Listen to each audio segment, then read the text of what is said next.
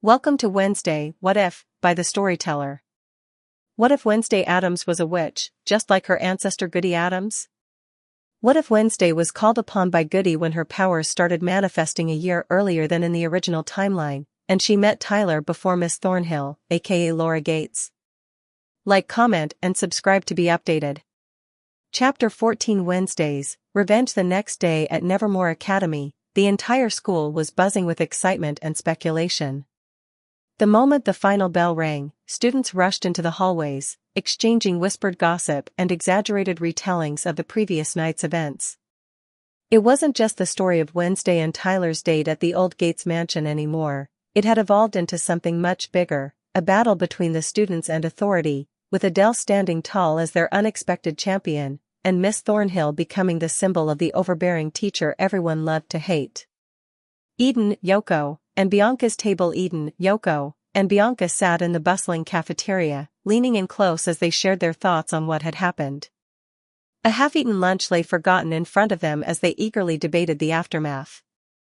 "I honestly didn't think it was that big of a deal," Eden started, her eyes wide as she looked around to make sure no teachers were listening. "I mean, Wednesday and Tyler were just trying to have a normal date. Who cares if it was in a creepy old mansion? It's not like they were vandalizing the place or anything." Yoko nodded, her expression mirroring Eden's disbelief. "Exactly.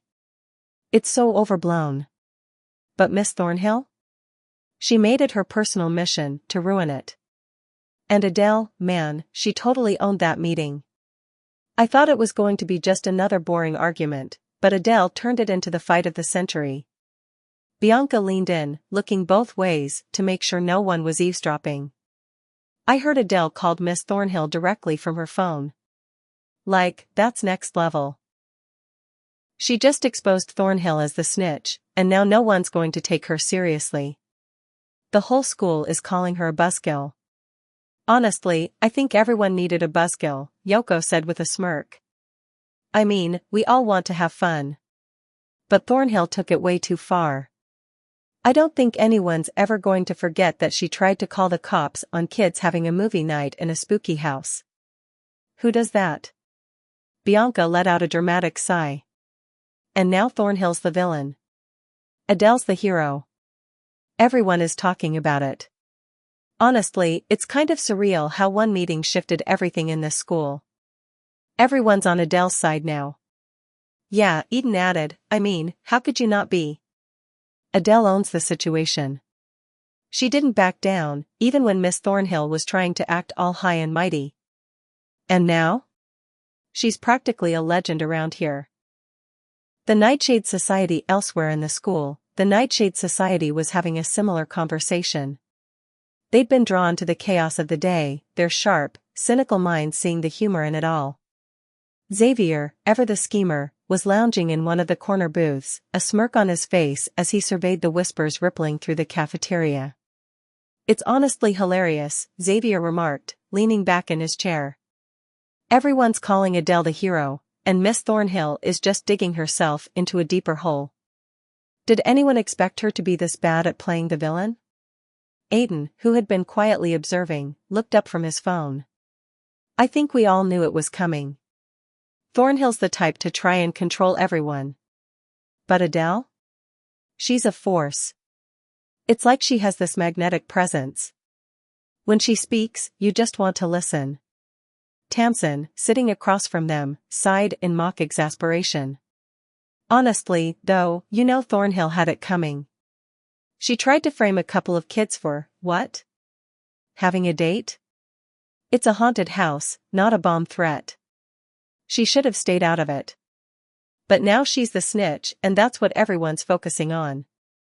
I heard Adele actually had a conversation with the sheriff, too," Leo chimed in, his voice low with amusement. "And she totally shredded Thornhill's argument. It's like she read her playbook and countered every move. People are practically worshipping her now." Xavier's smirk widened. "I'm just waiting for the next chapter of this soap opera. Thornhill's gonna have to lay low for a while, and Adele? She's got the whole school on her side. She'll probably run for president next year." The fencing team in another part of the school, The fencing team had gathered in their usual locker room, their swords and gear scattered around them. Axel, the captain, had heard enough of the gossip to know exactly what was going down. He leaned against the lockers, arms crossed, as Blaze sat on a bench, shaking his head. "Can you believe this?" Axel said with a snicker. "The whole school's acting like it's a big deal that Wednesday and Tyler had a date. It's a haunted mansion, not some ancient ruin with treasure. Thornhill's the one who made it a big deal." "Yeah," Blaze agreed, "but Adele, though? She came out of nowhere and just dismantled Thornhill's whole argument. I didn't even know she had it in her. I always knew she was sharp, but that was impressive." "Thornhill's the one who made it personal," Axel continued, rolling his eyes. "She could have just ignored it. Instead, she made an example out of two students, just living their lives. But now? Now she's the villain. And Adele's the hero." Blaze raised an eyebrow. "Don't forget that Adele's also a lawyer. If anyone could handle Thornhill, it was her. She knows how to play the game. And what's even better is that now everyone knows it. I don't know about you, but I wouldn't want to be in Thornhill's shoes right now. She's got no allies." Axel nodded. "Exactly. The whole school is on Adele's side now. Thornhill? She might as well start looking for a new job." The general student body, meanwhile, the rest of the students were in full-on gossip mode. The halls of Nevermore were filled with whispers about what had gone down between Adele and Miss Thornhill. A group of freshmen huddled by their lockers, eagerly passing on the latest details. "I heard Miss Thornhill was shaking after that meeting. I swear, I could hear her voice crack when she was talking about it," one student said, looking around as if to make sure no teachers were within earshot. "Adele totally took her down, though. I mean, it's not even funny how bad it was. Thornhill's the one who made it seem like they were doing something criminal," another added, her eyes wide with disbelief. "She tried to call the cops on them just for watching a movie in an abandoned house." "Yeah, well, she's the real villain now," a third student added with a grin. "Everyone's saying Adele's basically the new school hero. She stood up for the students and made it clear that no one's going to be forced into following boring rules for no reason." "I heard Thornhill's the one who told the sheriff," a fourth student whispered, practically giddy with excitement. "And now everyone knows she's the snitch. No one's going to take her seriously anymore." Across the room, a senior who had overheard the conversation couldn't help but chime in. "You know, I thought Thornhill was just strict. But now, I see her for what she really is. She's like one of those teachers who thinks they can control everything, but they go too far and end up as the bad guy." The aftermath of the tension-filled staff meeting was still palpable throughout Nevermore Academy. While most of the students whispered about the argument between Adele and Miss Thornhill, no one was as quietly furious as Wednesday Addams. The world may have shifted around her, but her feelings on it were quite simple: retaliation, swift and certain, was necessary. It was a crisp morning when Wednesday decided it was time for some payback. With a gleam in her dark eyes, she gathered Pugsley, her ever-eager accomplice, and a pair of sharp, gleaming hedge shears. They made their way to the greenhouse, the sacred home of Miss Thornhill's plants. With each step, the plan took shape, the thrill of vengeance spurring them on. "Remember, Pugsley," Wednesday whispered as they approached the door to the greenhouse, "no one gets hurt. It's just a lesson in consequence." Pugsley, grinning with the excitement of destruction, nodded. "Got it, Wednesday." Thing, the disembodied hand, scampered ahead to take its position, keeping an eye on the door to make sure no one would interrupt their work. Once inside, Wednesday and Pugsley set to work in synchrony. Shears snipped, cutting through vines and leaves with precision, while Pugsley, on the other side of the greenhouse, gleefully beheaded larger plants with an almost manic joy. The air was thick with the scent of crushed leaves, the destruction of Miss Thornhill's beloved flora taking shape with every snip. Wednesday paused for a moment, admiring the chaos they were creating. "This is how you make a point," she muttered to herself, her eyes gleaming as she surveyed their work. After what seemed like hours, the greenhouse was in ruins, plants lay discarded in every corner, their once proud stems severed, their delicate petals withered and cut. As they stepped back and surveyed the damage, Wednesday felt a deep sense of satisfaction. Her message was clear: no one interfered with her plans without facing consequences. The bell rang, signaling the start of botany class, and the students filed into the room, their chatter thick with gossip about the previous day's drama. But the second they stepped into the greenhouse, their words caught in their throats. "Holy crap," Bianca whispered, her voice barely audible. "What happened in here?" Xavier, always quick with a quip, muttered, "Looks like Miss Thornhill's plants couldn't make it through the night." The room fell silent as the students took in the damage. Each plant had been hacked down, leaving nothing but the stumps behind. Miss Thornhill's most prized specimens, the ones she bragged about to anyone who'd listen, were now little more than chopped-up greenery. Before anyone could speak, the door creaked open, and Miss Thornhill entered, her face going pale as she took in the sight before her. Her mouth worked soundlessly for a moment, before her voice finally broke through the silence, quivering with rage. What is this?" she cried, her hands trembling as she stared at the wreckage. "Who did this?" But her eyes locked onto the figure standing at the front of the room, Wednesday Addams, as calm and collected as ever, arms folded across her chest as if she were merely observing a science experiment gone wrong. Pugsley stood beside her, looking much too pleased with himself. And Thing, ever the vigilant sentinel, peeked out from behind a flower pot, its presence silently adding to the scene's unsettling aura. Wednesday stared at Miss Thornhill, her gaze unflinching. The class had gone completely still. No one dared to look at the teacher or offer any insight. They all knew how this was going to play out. "What are you going to do about it, Miss Thornhill?" Wednesday's voice cut through the tension like a razor-sharp knife. "Tell on me?" The room was dead silent. Not a single student made a sound, all of them acutely aware of the weight of Wednesday's words. They had seen her in action before, the cold precision, the utter lack of remorse. None of them wanted to be caught in the fallout from this. Miss Thornhill's face flushed a bright red with anger, but there was a glimmer of hesitation in her eyes. She opened her mouth to speak, but her words failed her. What could she say? What could she do? There was no proof of her suspicions, no concrete evidence that Wednesday was the one who had destroyed the plants. No one was willing to rat her out, either. "Go ahead," Wednesday said, her lips curling into a smirk. "You've already snitched once before. I'm sure you're dying to go to Principal Weems and tell her all about how I did this. But here's the thing, Miss Thornhill," she took a slow, deliberate step toward the front, her gaze locking onto the teachers. "I don't care." The students were captivated, their eyes darting between Wednesday and Thornhill, waiting for the inevitable confrontation. It was clear that Thornhill was completely out of her depth. "Do you honestly think the principal will take you seriously? After your little stunt with me and Tyler last night?" Wednesday continued, her voice dangerously calm, her eyes flashing with a cold amusement. "Everyone already knows you're the one who made a mountain out of a molehill. Who's going to believe you now?" Pugsley, ever the enthusiastic accomplice, raised a hand and waved it around. "Yeah, Miss Thornhill. Everyone already knows what you did. Why don't you just leave us alone?" The students exchanged uneasy glances, some of them already whispering under their breath.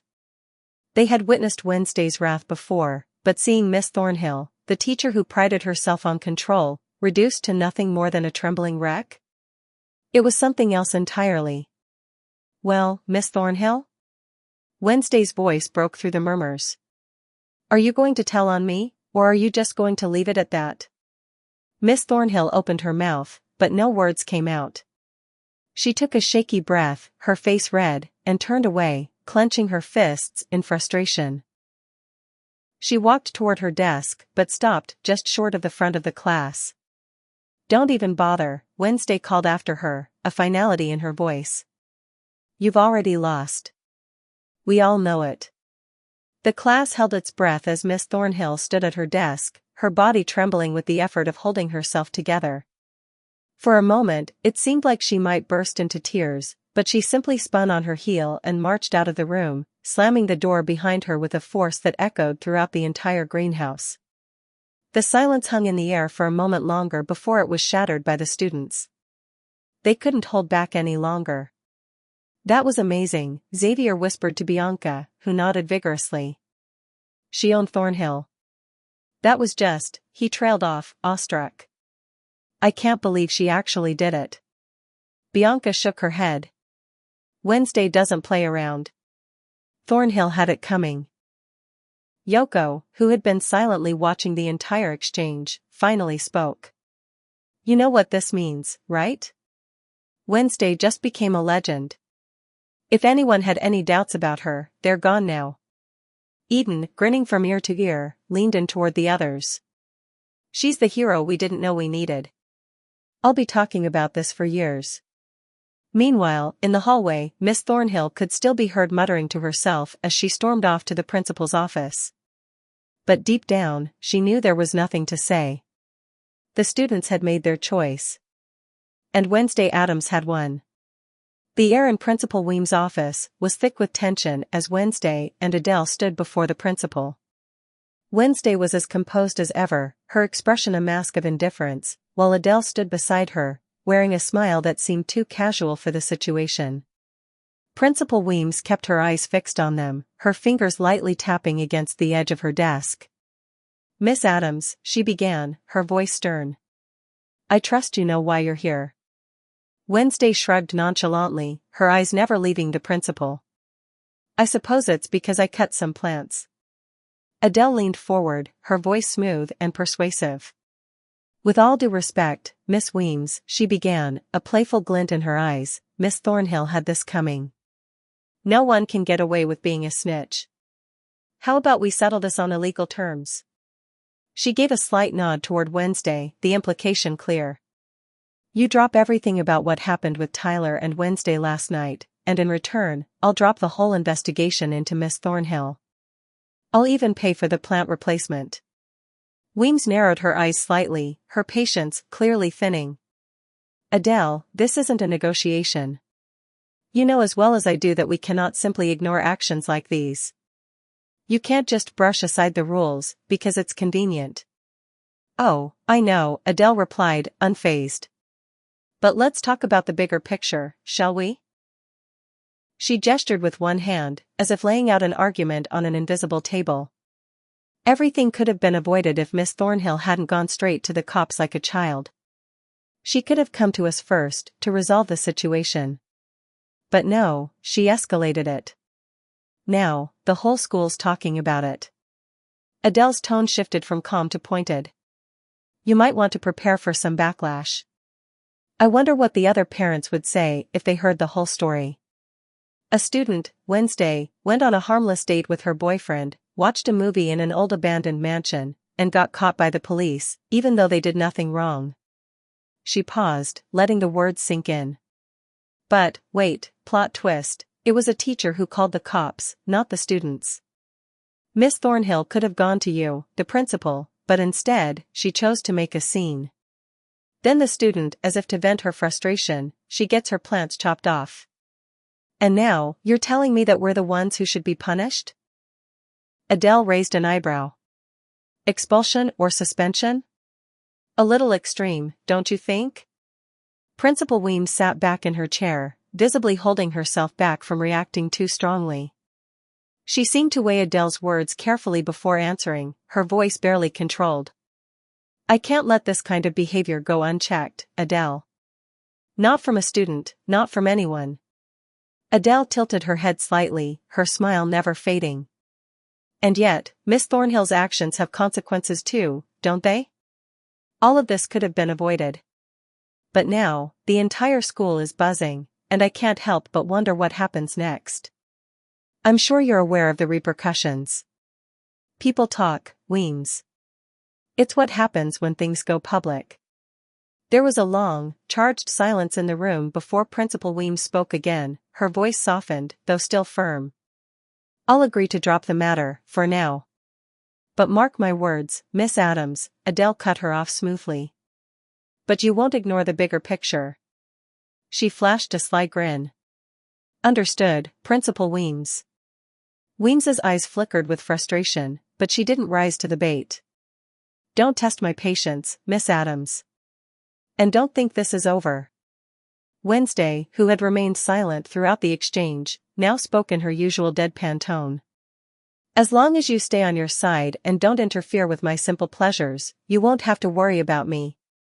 Adele shot a look at her cousin, her voice light but carrying an edge. Don't worry, Principal Weems. No one's going to end up here again because of a date night with Tyler, so long as Wednesday follows Aunt Morticia's instructions. Her tone carried a hint of amusement, as if she were teasing Weems for something she knew wasn't a threat. Wednesday, who had been looking disinterested in the conversation, now gave her cousin a sidelong glance. You should know by now that I don't plan on having children, she muttered, turning to leave, her tone final. Adele waited a moment, allowing Wednesday to exit the room first, before she shifted her gaze back to Principal Weems. You see, Principal Weems, she started, her voice much softer now, as if the negotiation had ended. This is why we're so ecstatic that Wednesday has a boyfriend. You should know by now that she's not like the other students here. She's never going to fit in, not with the other normal kids. She paused, watching Weems carefully, her smile now more knowing than ever. But you leave her to her own devices, and trust me, she'll end up alone. A girl like her? She'll never conform, not to your rules, not to anyone's expectations. And at the rate she's going, it won't be long before she'll only have herself to rely on. There was a flicker of something in Weems's expression, concern, perhaps, or something deeper. But she masked it quickly, sitting upright and narrowing her gaze at Adele. You're underestimating her, Adele. Wednesday may be unique, but don't think for a second she doesn't know how to play the game. And I'll remind you both, the rules still apply here, regardless of your tactics. Adele gave a short, soft laugh, and it was almost as if she were humoring the principal. I never underestimate her. But maybe you should. You've been in this game long enough to know that it's the ones who don't follow the rules who tend to win in the end. But, who knows, Weems? Maybe this time you'll be the one who wins. She stood up, her smile almost sympathetic as she walked toward the door. We'll see, Principal Weems said quietly, but there was a sharpness in her tone that suggested she wasn't going to forget this conversation anytime soon. As Adele left the office, she caught up with Wednesday in the hallway, who was already several paces ahead. The two walked in silence for a moment, the weight of the conversation hanging between them. You think we got off easy? Wednesday asked, her voice as flat as ever. Adele smirked. In this game? You're always one step ahead, cousin. And with that, they walked down the hall, ready for whatever chaos their next move would bring. The fencing gym was a height of tension and anticipation as the students gathered around. They knew something big was about to happen. The air was thick with a sense of impending change that could either make or break their team. Adele, dressed in her usual black fencing gear, stood tall and imposing, her eyes scanning the room with an intensity that made the rest of the team shift uncomfortably. Beside her, Wednesday, in her own black ensemble, stood like a shadow, a silent force in her own right. The two cousins were an indomitable pair, their presence alone enough to demand respect. Coach Vlad, who was at the far side of the gym, had a more casual demeanor, arms crossed and leaning against the wall. Despite his usual unshakable confidence, the recent shift in coaching duties had him on edge. He was a seasoned fencer, but Adele's approach, her harsh critique of the team, was a tough pill to swallow. All right, listen up, Adele said, her voice cutting through the chatter. The students immediately fell silent, every eye on her. You've been underperforming for too long. Let's get this straight, this was the last competition. She didn't wait for anyone to respond before continuing. You didn't win. Not even close. And the only reason we walked away with an MVP medal is because of her. She gestured toward Wednesday, who stood unmoving, her face a mask of indifference. There were murmurs in the crowd. The last competition had been a disaster. Wednesday had won the MVP, something no one could deny, but it was a hollow victory. The team had failed as a whole. Adele's voice sliced through the tension. "But that's why I'm here," she said, her eyes narrowing as she scanned the team. "You guys are going to bring home that trophy, even if I have to break you to do it. You don't just get handed wins, because you've been here for years. You earn it. And if you can't handle the heat, then get out." The students exchanged uncertain looks, some anxious, some determined. Adele had made it clear. She was here to win, and she wasn't going to sugarcoat it. "Vlad," Adele called, turning to the head coach. "I've requested a tryout for the team. We need to see who's really got what it takes, and who's just taking up space." Vlad raised an eyebrow, but didn't argue. "Fine," he said gruffly. "Let's see what you've got, then." Adele stepped forward. "All right, everyone. Watch closely." She looked directly at Wednesday. "You're up first. Show them how it's done." Wednesday, silent as always, moved to the center of the gym.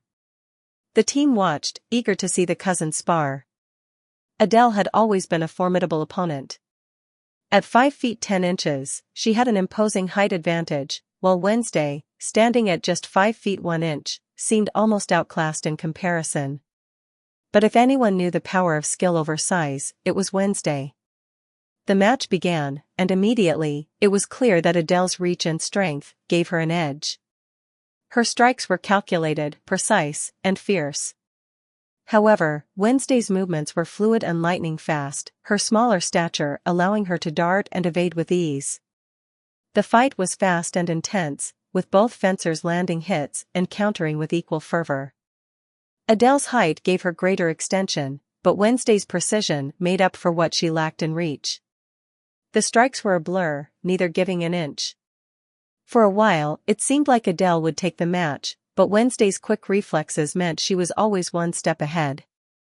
The two cousins collided in an explosion of movements, blades clashing. In the end, neither landed a decisive blow, and after a tense moment of breathing, they both stepped back, acknowledging the stalemate. Adele took off her mask and smiled slightly. "Not bad, Wednesday. You've got skill. But I'm still the better fencer." Wednesday gave her a small, satisfied nod. "I'll catch up." The rest of the team was silent, watching in awe. It was clear that the level of competition was going to increase dramatically. But Adele wasn't finished. "Pugsley," Adele called, turning her attention to the next contestant. "You're up." Pugsley, who had been standing nervously off to the side, stepped forward. He was a little chubby and definitely didn't fit the classic fencer's build, but he had a determined look on his face. He was ready to prove himself. Adele stood poised across from him, her stance almost predatory, ready to put him through his paces. "Don't hold back, Pugsley," she warned, narrowing her eyes. "Show me what you've got." The match began, and at first, it was clear that Pugsley was no match for Adele's experience and speed.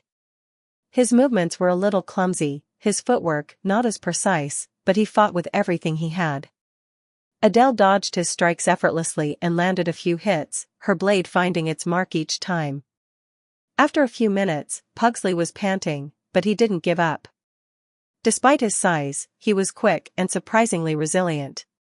He adapted as the match went on, reading Adele's movements more effectively and getting a few jabs in. Still, Adele's skill was too much, and she eventually scored a clear point, her blade touching his side. "Nice try," she said, pulling back and smiling slightly. "But you've got a lot to learn. You've got the heart, Pugsley, but your footwork's sloppy. You need to tighten it up and stop telegraphing your moves." Pugsley nodded, his face determined. "I won't let you down." "Good," Adele said, turning back to the rest of the team. "That's the spirit. But this isn't enough. You need to be better. You need to want it." Finally, the last match of the day arrived. Adele stepped forward, ready to face coach Vlad himself. The rest of the team fell into a hushed silence. This was the moment. Vlad was tall, strong, and had years of experience under his belt. But Adele had proven herself. The match started, and almost immediately, it was clear that Adele was too fast for Vlad. Her strikes were quick and sharp, cutting through the air like a knife. Vlad countered, swinging with his own power, but Adele was quicker, always one step ahead. They clashed again and again, their swords singing as they met. But Adele was relentless, taking advantage of every slight opening in Vlad's guard. Finally, with a swift feint and a clean strike, Adele knocked Vlad's blade out of his hand, landing a point. Vlad, panting and sweating, raised an eyebrow. "Well, I guess I'm not as good as I thought," he said with a chuckle. Adele smirked, pulling off her mask. "Not bad, Vlad. But you've got a lot of work to do, too." With that, the class ended. The students, now fully aware of the level of competition they were up against, began to unwind. The pressure from the tryouts and the intense sparring had worn them out. As they gathered around, Pugsley, a little bruised but grinning, spoke up. "I don't know about you guys, but I think we could all use a bucket of sweats." "Agreed," Wednesday said, not one to waste words. She had already stripped off her gear and was heading toward the locker room. Adele grinned, watching her students start to relax. "You guys have a long road ahead. But trust me, we'll get there. We'll get that trophy. But not without sacrifice." The team slowly gathered around, all their tired, sweaty faces looking to their new coach. They had a lot of work to do, but with Adele's leadership, they were ready to face whatever came next. Like, comment, and subscribe to be notified for updates on this series.